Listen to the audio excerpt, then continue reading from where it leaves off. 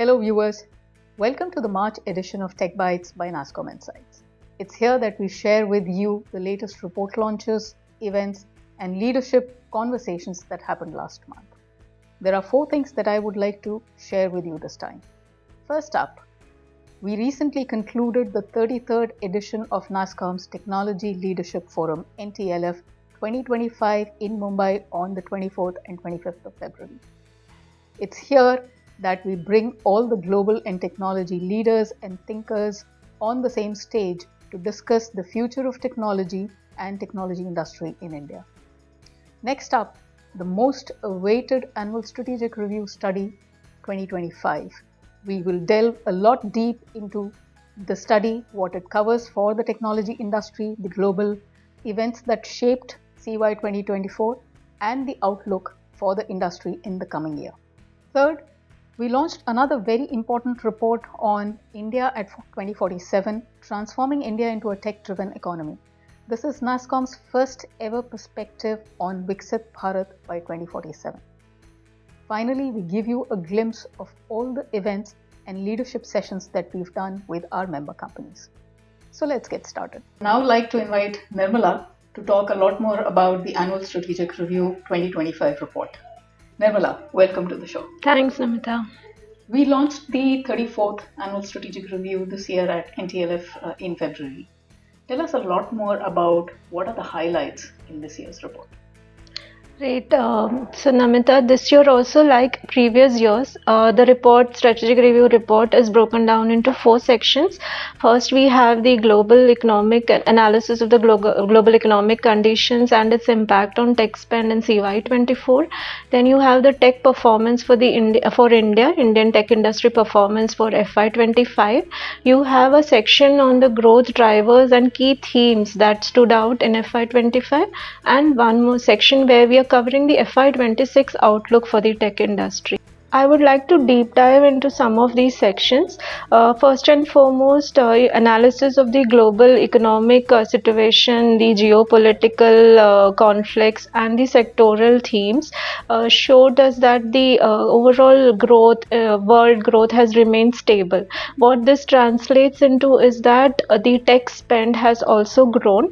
If you see, and this growth was driven mainly by the infrastructure spend, which actually stood out. Also, the tech services spend remained high in meaning that it was similar to last year, which was at around 4.7%, and this is despite concerns of a very tough beginning to the year. So this has been one of the key analysis that we stood out.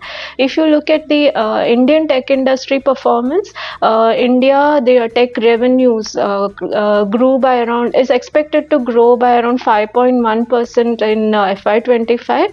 Crossing, in terms of revenues, it would reach $283 billion.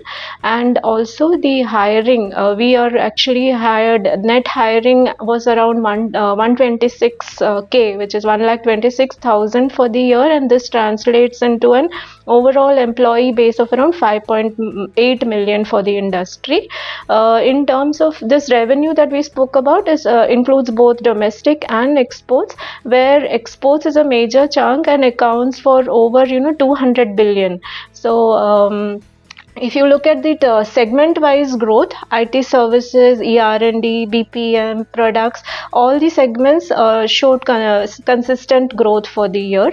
So these are some of the takeaways for the Indian tech performance. Now, if I look at some of the aspects of the growth themes or the factors that enabled this industry growth, key aspect was one was, if you look at IT services and BPM segment, they pivoted into AI-led delivery and services, which also there was also a transition to micro verticals. There was more focus on micro verticals during the year. If you look at ER&D segment, ER&D has had the most fastest growth, and this is the second consecutive year that it has been growing fastest among all the segments. And what led this is large deals. 2/3 of the large deals in the ER&D segment was driven by digital engineering. If you look at there were also pockets of new verticals, or what you say, non-core sectors that stood out, which was around banking. There was healthcare, which also helped drive this growth this year. If you look at products, in products, what we saw was there was more inclination toward vertical SaaS products, and also AI infused products, which also translated into, we also saw a lot of IPOs coming out this year. So this was one of the key things that stood out during for products. The other key takeaway would be around AI. AI has been actually the core, or center for all these kind of changes that happened during the year. Mostly partnerships. You have your integrated platforms, be it POC to product, that we saw this year becoming more emphasizing more on that, and also advanced skills in AI. These were some of the themes that stood out for AI. Now coming to the other sector, GCCs. GCCs was one of the key growth drivers for the industry. So we saw 56 new GCCs being added this year, which led to our overall GCC companies in India has grown to now over 1760 plus. And in this also we saw more of micro sector GCCs, and also there was a AI GCCs focused on AI led GCC. So these were some of the key points. Domestic segment that we talk of, which is one of the core areas for the Indian tech sector, has grown more than the export segment. This is again similar to last year, and this growth was mainly driven across segments, IT services and products, but we also saw opportunity areas increasing in semiconductors, data centers and e-commerce. I think these were some of the key themes or trends that stood out for the sector and which drove growth in FY25. Now, if you look at FY26 outlook, we conducted a poll of over 100 plus CEOs. We also interviewed a few of them. What majorly stood out was that they consider that client tech spending for next year, which is more pertinent to AI spend, is going to increase, which means that this translates into an increase for the tech revenues for FY26. So this is a positive thing that we have seen in the survey, but of course the hiring will remain moderate. That's what the companies are indicating. Now, overall, what we see for next year is that industry will be on a front foot to actually drive growth in terms of, be it innovation, co-creation.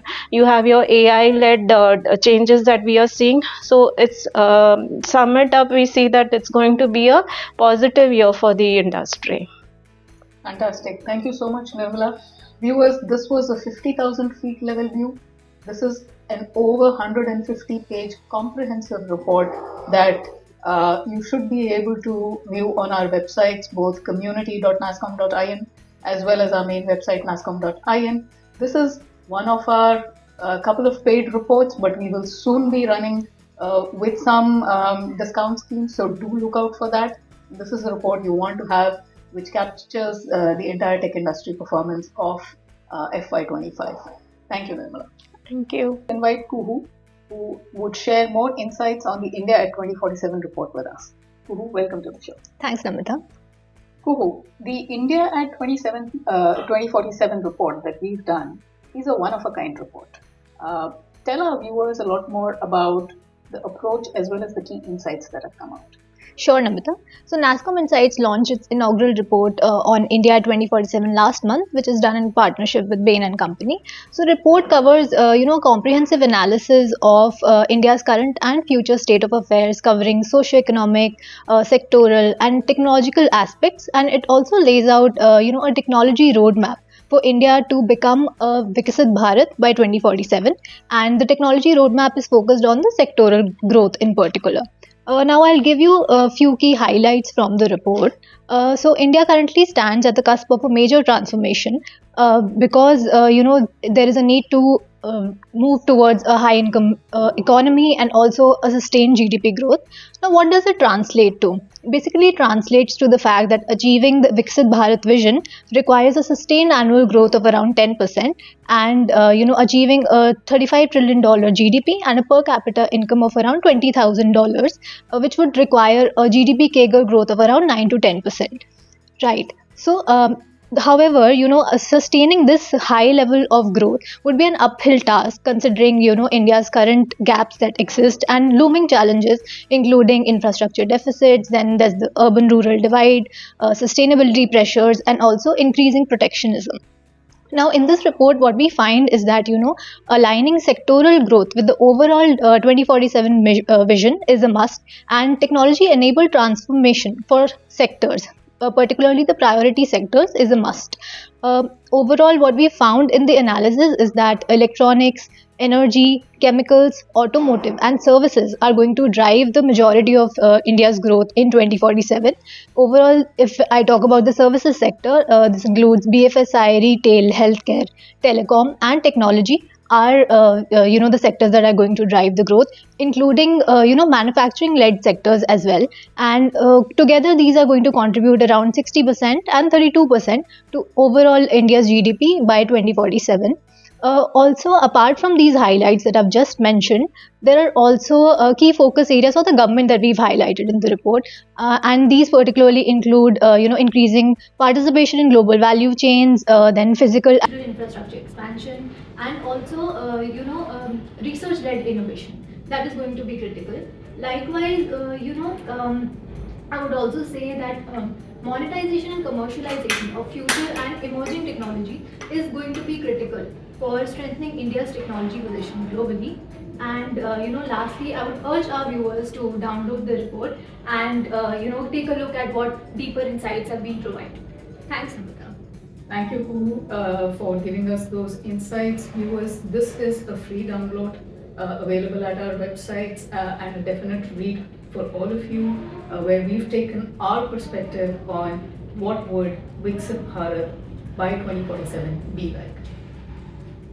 We now have Khyati with us to talk about all the sessions, including events and videos that involve Nasscom Insights and our member companies. Khyati, welcome to the show. Thanks, Namita. I'll give you a quick recap of what we did for our member companies and leaders recently.